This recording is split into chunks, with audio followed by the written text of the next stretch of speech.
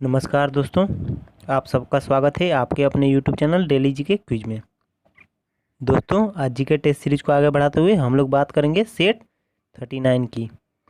अगर आप दोस्तों किसी भी कॉम्पिटिटिव एग्जाम्स की तैयारी कर रहे हैं तो ये वीडियो आपके लिए बहुत ही हेल्पफुल होने वाली है।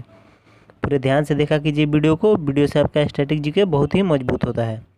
और दोस्तों, आप चैनल पर नए हैं तो चैनल को सब्सक्राइब कर लीजिए ताकि आने वाली वीडियो की नोटिफिकेशन मिलती रहे।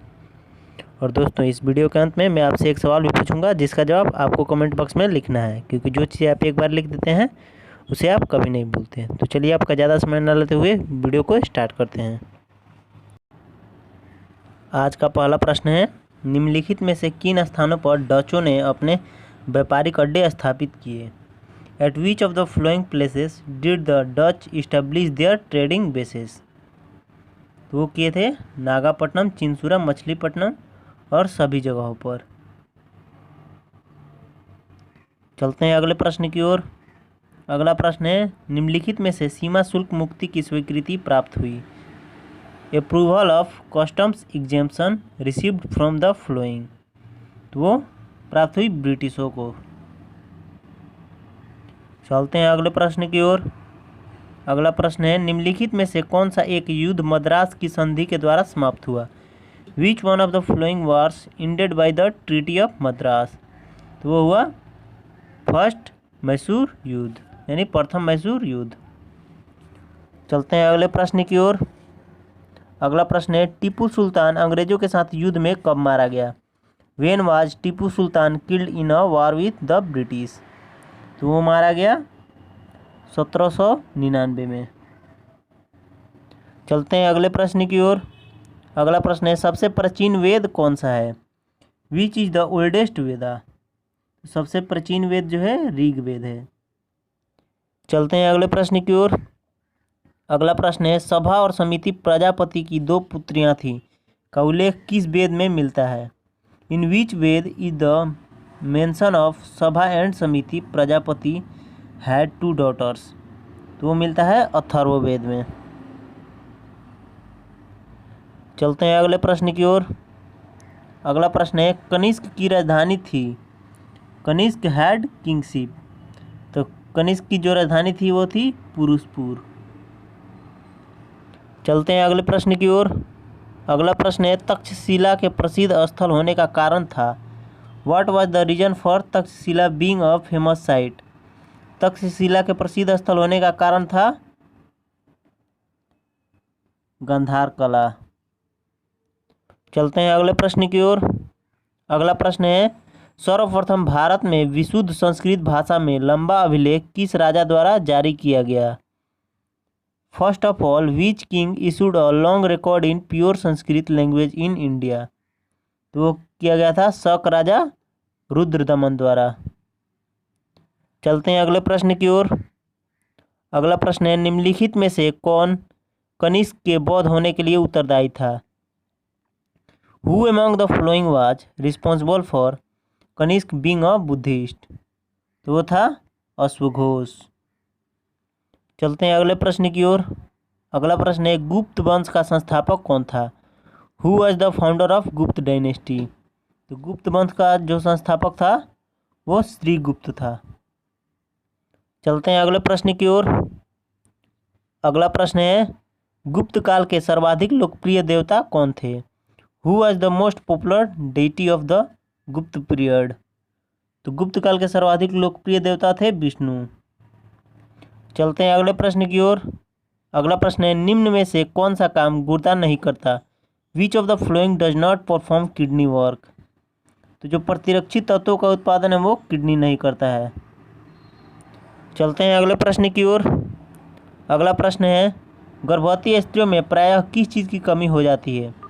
What is often lacking in pregnant women? तो वो होता है कैल्शियम और आयरन की कमी। चलते हैं अगले प्रश्न की ओर। अगला प्रश्न है, जल, वसा और विभिन्न उपचयी अपशिष्टों का उत्सर्जन किस अंग द्वारा किया जाता है? Water, fat and catabolic wastage are excreted by which organ?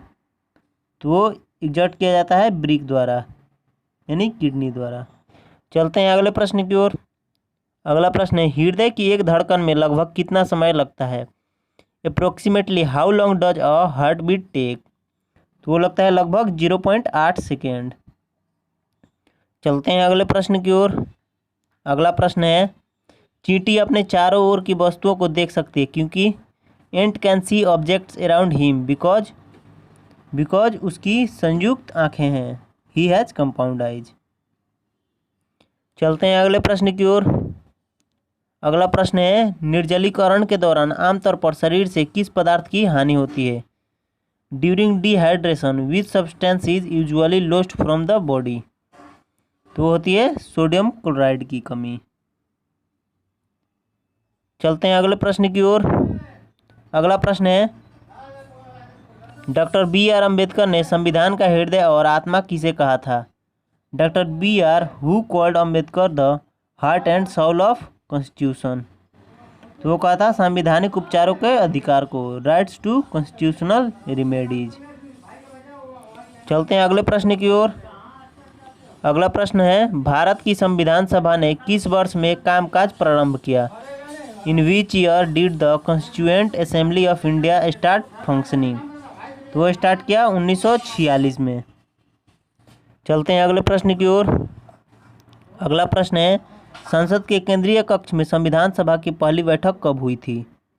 When was the first meeting of the constituent assembly held in the central hall of parliament? तो वो हुई थी 9 दिसंबर 1946 को। चलते हैं अगले प्रश्न की ओर। अगला प्रश्न है, प्रयाग प्रशस्ति अभिलेख का लेखक हरिसेन किस शासक का दरबारी कवि था? The author of Prayag Prashasti inscription Harisena was the court poet of which ruler? तो वो पोएट था समुद्रगुप्त का। चलते हैं अगले प्रश्न की ओर। अगला प्रश्न है, प्लासी की लड़ाई किन किन के बीच हुई? Battle of Plassey took place between? तो जो प्लासी की लड़ाई हुई वो सिराजुद्दौला एवं ईस्ट इंडिया कंपनी के बीच हुई। चलते हैं अगले प्रश्न की ओर। अगला प्रश्न है, बक्सर का युद्ध अंग्रेज और भारतीय शक्तियों के एक संघ के बीच हुआ था। संघ में सम्मिलित थे, तो संघ में जो सम्मिलित थे वो थे दिल्ली का बादशाह शुजाउद्दौला एवं मीर कासिम। चलते हैं अगले प्रश्न की ओर। अगला प्रश्न है, गुप्त काल की सोने की मुद्रा को कहा जाता था? गोल्ड करेंसी ऑफ द गुप्त पीरियड वाज कॉल्ड? गुप्त काल की सोने की मुद्रा को कहा जाता था दिनार। चलते हैं अगले प्रश्न की ओर। अगला प्रश्न है, बंगाल के किस नवाब ने ईस्ट इंडिया कंपनी को मिदनापुर का क्षेत्र प्रदान किया था? तो वो नवाब था मीर कासिम। चलते हैं अगले प्रश्न की ओर।